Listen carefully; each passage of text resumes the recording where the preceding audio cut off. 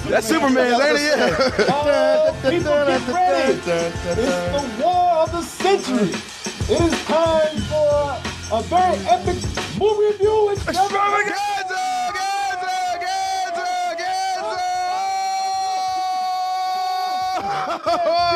Hulking out. You know who's on whose side tonight. You know I chose the asshole side. How's everybody doing? Martin Thomas. Martin, Captain America Thomas over there. Corey Stark Coleman over here. And Brenton Street Hood over here. Static Shock, how you doing? You actually beat up a putting jam. Thank you. People, as you can see, now you know we are dressed up appropriately to our Avengers personalities. Martin. Yes. Martin is the noble, the patriotic, the intelligent personality like Captain America, and I'm the asshole like Tony Stark. Well, Tony Stark, he's not so much an asshole. He's more of a guy who thinks he knows what's best for every. Yeah, never mind. Yeah. Yeah, it's like a bobblehead on me. Look at it. My head's still going. Ding, ding, ding, ding, ding, ding, ding, ding. Let me take this off. But as you can see, let me take this all off. Shit, I'm crazy. As you can see, I have my team. You know, they've been going off on the which team are you? Oh hell, man, take that shit off. What you doing over there, man? He's wearing a stormtrooper mask. He's trying to fuck up the program. How dare you dishonor Marvel this way, man? Ooh, it's the same company. It's all Disney. Oh, that's true. Oh, that is true. It's all going to the mouse. I'm sorry. Excuse me. Go ahead and put your head back on if you like. But everybody's been doing this. Which team are you on? Team Tony, or Team Iron Man, or Team Steve Rogers, or Team Captain America? And I firmly am on Iron Man's side right here. Really? Wow. I really am. But you know something? Let us talk about our review here, and I can show you why. Because a lot of people, they really do think he's a bad guy. Oh, he's fucking with everybody, stabbing the back of his friends. You know something? Maybe you listen, he has a good point. And that goes to tell you something about this movie, because it's really hard to actually pick a side when you're watching it. But Martin, I know you love the comics. Now, this is very different from the comic series that came out from Marvel. It took the whole Marvel universe. Here, this is sort of a pared down version of that. Sure. And is that a bad thing or a good thing? Well, we'll talk on that in a little bit. But first, for those of you who have not been keeping up, why are these superheroes? They were friends. Why are they fighting? What's wrong with them? Well, you know, the Avengers have been saving people for years now, but no good deed goes unpunished, as the Avengers are now being held accountable for all the deaths that they caused pretty much at the end of every movie that they've been in. Yeah, basically. Every climax has been about 100 people at least dead, and somebody's finally saying right now that, okay, it's cool. Y'all been saving people. We're down with that, and we thank you for that. But y'all been fucking up a lot, too. And the government believes now it's time to keep tabs on your superpowered asses right here. And we need you guys to kind of be under an oversight committee. When you need to go out, we'll let you know. And also the return of a murderous Bucky Barnes, Captain America's old friend. He's still acting a fool. And people say, all right, that's it. Y'all got to get y'all's asses in check now. So Tony Stark and Steve Rogers have very different experiences when it comes to dealing with the higher powers out there. And that causes a major conflict on who will sign this agreement, causing what were once team members, what were once friends, Martin. It's choking me up right here. Causing them to now turn on each other as they decide which side to choose in the middle of this fight. And people, it's hard. It was hard seeing these people that you've seen for years all of a sudden turn on each other. You're like, don't fight. Yeah, you guys are friends. Stop it. Come on, y'all. Don't do this. But it's hard because it's a very complex issue, as this is a very complex superhero film. Well, that's a good thing or a bad thing. We'll let you know in a little while. But one of the things that people have been complaining about when they go in here, even the people who've given this glowing reviews, they said, you know, it takes a little bit of time to get going. You know, in the beginning, they talking a whole lot. I don't mind, but let's get to the action. Let's get to what we want to see here, which kind of pisses me off, man. That irritates the shit out of me. The beginning of the movie opens up with an action sequence. As soon as the title card drops, these superheroes start beating the shit out of each other, man. Well, not each other. Well, you know, they're still beating the shit out of some people. Sure. They're fighting. Mm-hmm. You know, and the action scene that you see here is what sets up the whole events that the main events that follow in the movie. Right. I don't know why people are not respecting this because It's because everybody expects the movie to open with an action sequence, and Yeah. it does. And then after that action sequence, it goes a long time before you get any more action. it really is. You know what? I'll give you that. There's a cool ass action sequence in. There's a lot of action sequences in here, but after this first one that you see here, yeah, there is a lot of discussion going on, a lot of talking. And I just want to tell people, you just sit your ass down and just wait. Take your Ritalin. Yeah. It's a shame that we live in a society with such a bad attention span that when we have parts here that lend itself to a good story, that we can't sit our asses down and just wait. Because most of the time it's battle fatigue. It's like fight after fight after fight after fight, and you're like, come on, I don't even know what that was about. Here, they make it clear what this is all about. Yeah, they do. They do. And the thing is, man, is that it's simply that we're used to having blockbusters with set piece after set piece after set piece. But y'all don't understand that the human parts are what actually make this movie right here. With them being so human, with them looking like they're sitting in a break room talking politics. Now, at your work, that's a boring thing. But looking at when you at the Avengers compound and they in the coffee room taking a break and they talking the politics that's going on, superhero politics, that is downright fascinating to me. What if this panel sends us somewhere we don't think we should? What if there's somewhere we need to go and they don't let us? We may not be perfect, but the safest hands are still our own. If we don't do this now, it's going to be done to us later. It's like, I'm going to kill this motherfucker. Every time I say something, you got to contradict it, man. Stop being a dick. Looking at them behave like this, I used to have a thing where I didn't like to see the heroes out of costumes in a movie. It was such a Hollywood thing to do, Sure. to push the actors.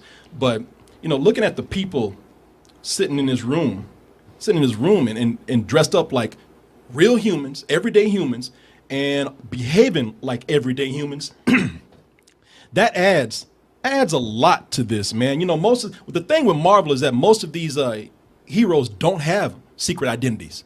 Right. In the Marvel universe. They've all kind of come out the superhero closet, and now we have to watch them try to fit in the real world, and it's fascinating to see them in their plain clothes. Like, look at the Vision back there. Just like Mr. Rogers. Dressed like Mr. Rogers, yeah. Dressed up like them 50-year-old models in the Macy's catalog and shit.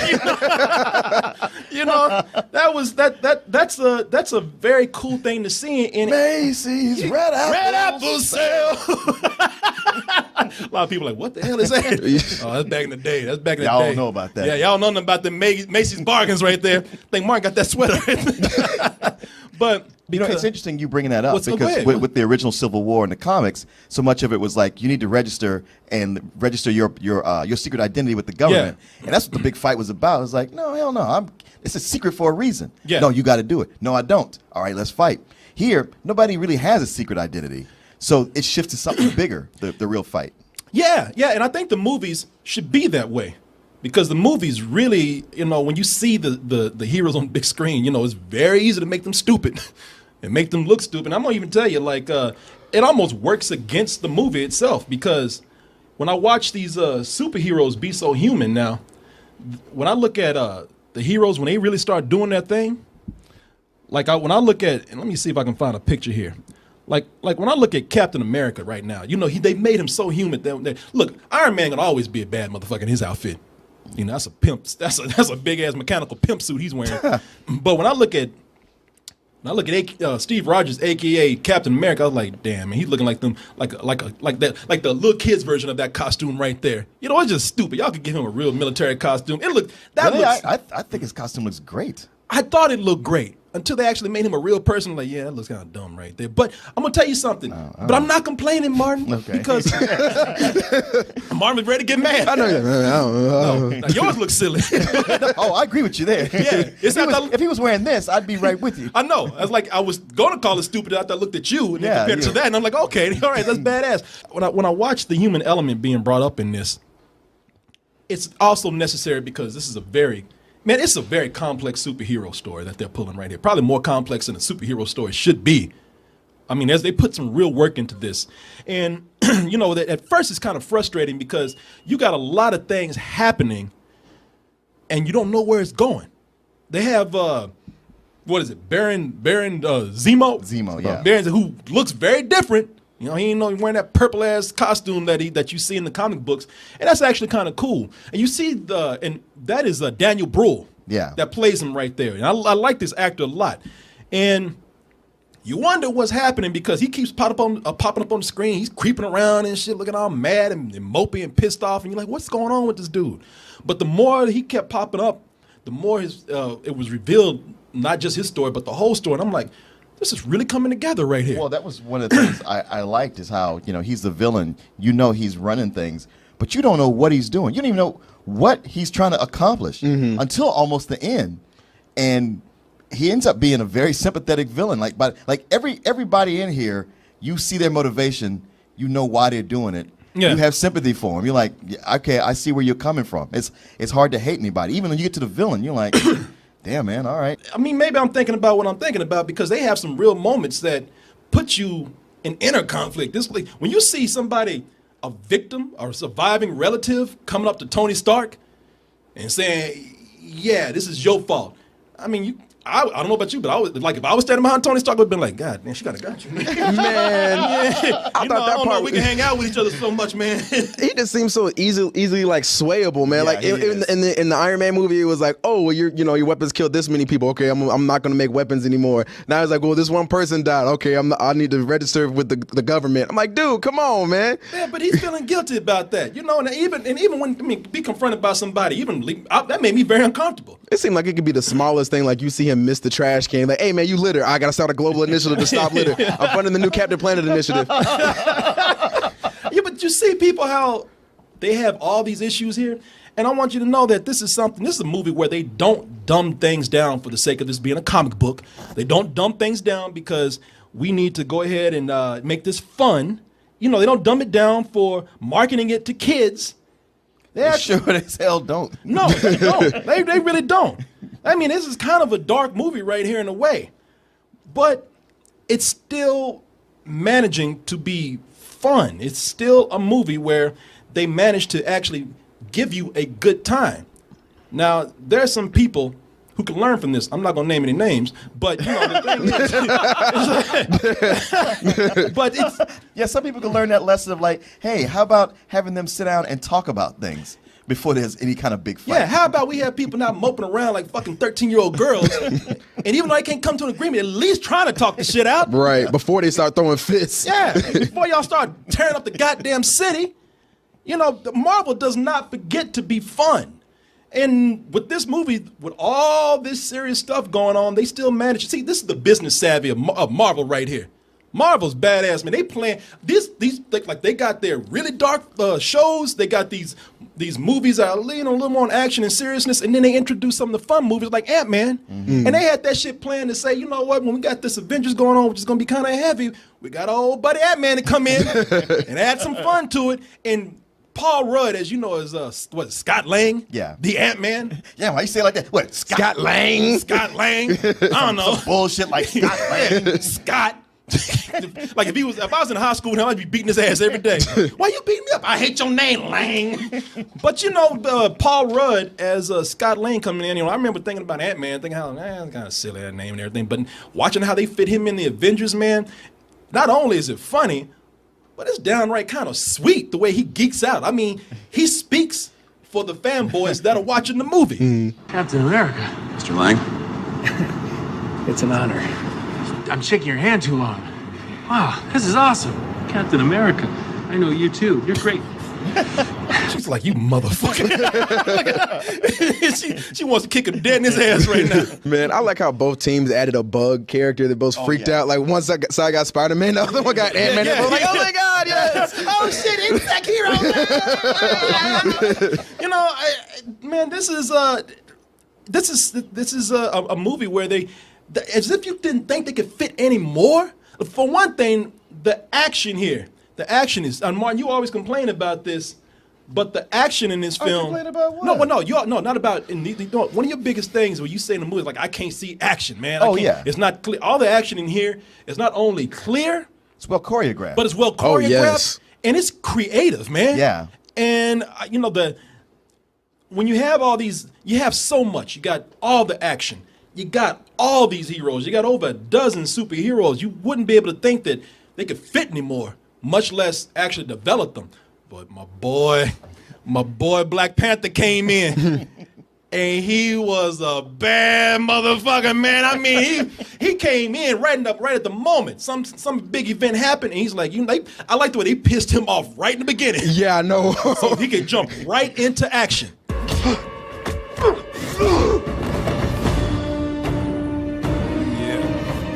that Panther pose. I know. Surprise, bitch! The last thing he saw was that sweater right there.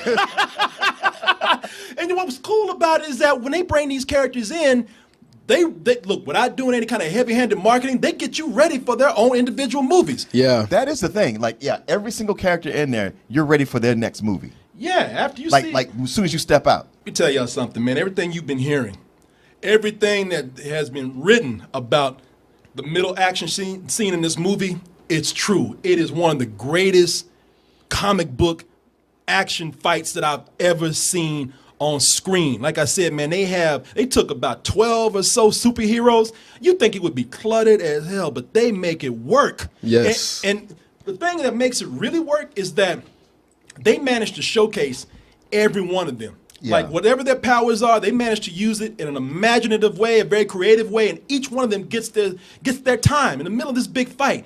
And the greatest thing about that is that it is a child's dream come true. I can't tell you how many times I read comic books when I was a kid and fantasized about this shit right here. I was about to cry. Man, I was about to cry. I'm telling you, dude, I was watching it and I was like, this is amazing. And I wish I could love something as much as you do, Martin. Because that whole time I'm looking at the screen and seeing amazing action. I'm looking over at the corner of my eye, I see Martin just, get him. Get him to the left and the right. Oh, yeah, all right. I'm like, Jesus, Martin. He's more entertaining to watch him to some parts of it. He punches you and shit. Man, I was that kid again watching this. I mean, seriously, every action figure that you played with, every cartoon that you watched, I want to see with real people.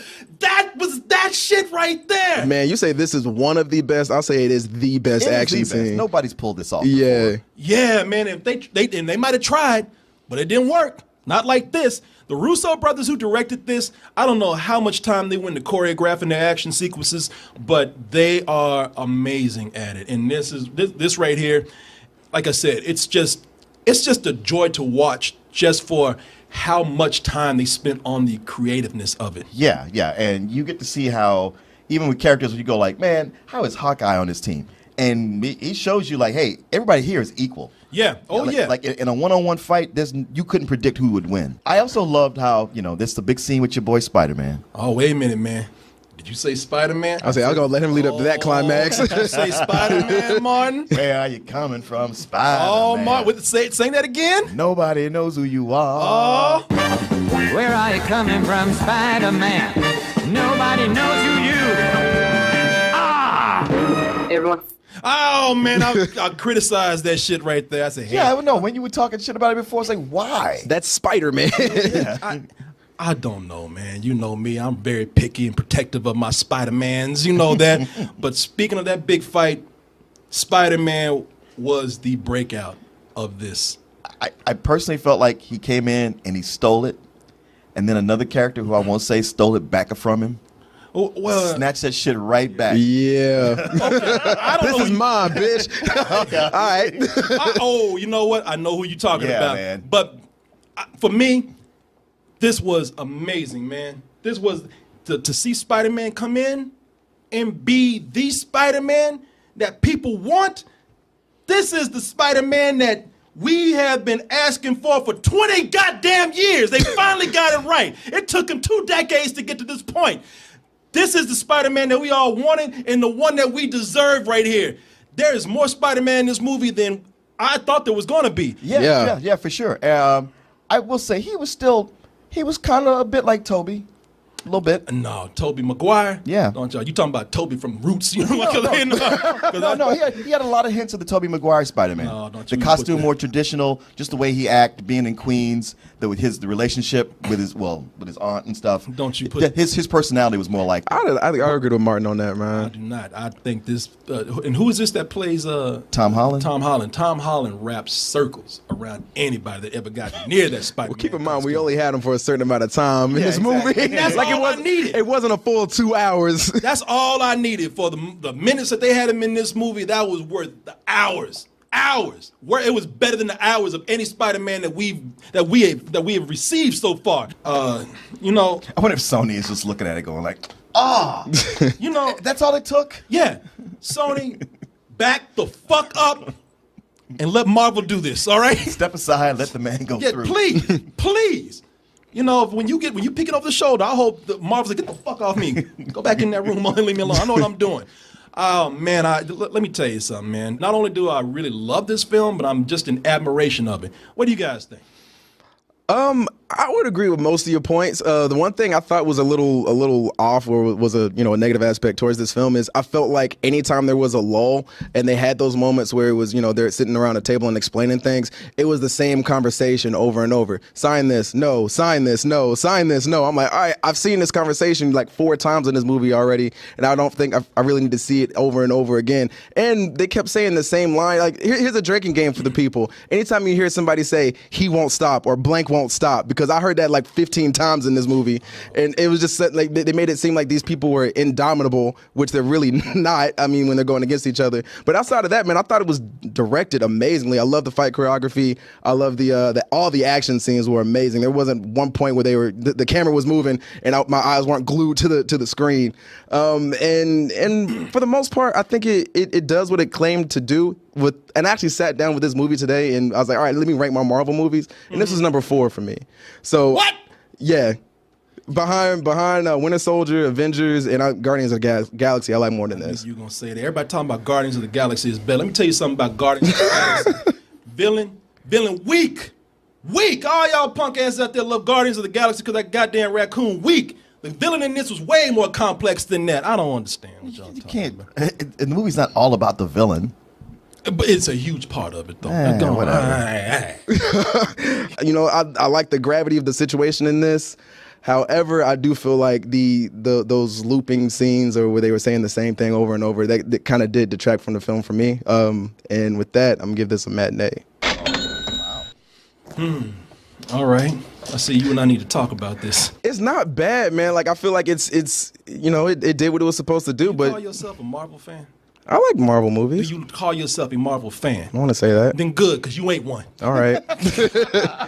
There you, man. Martin, tell this boy something. I can say right off the bat, this is a full price movie. It's a high full price. It's not perfect. I mean, it's long, and it's one of those things where the second half doesn't feel as long as the first half, but you have sat there for the first half.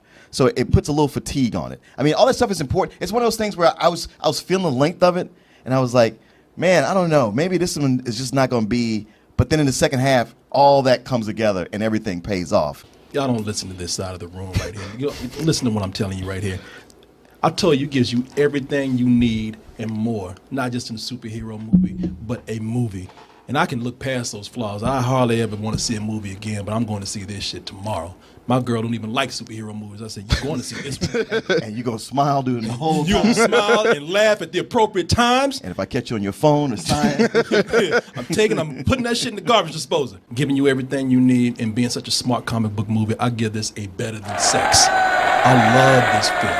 It's funny that you say that, because you were talking about the battle where you say like, oh, it switches tone.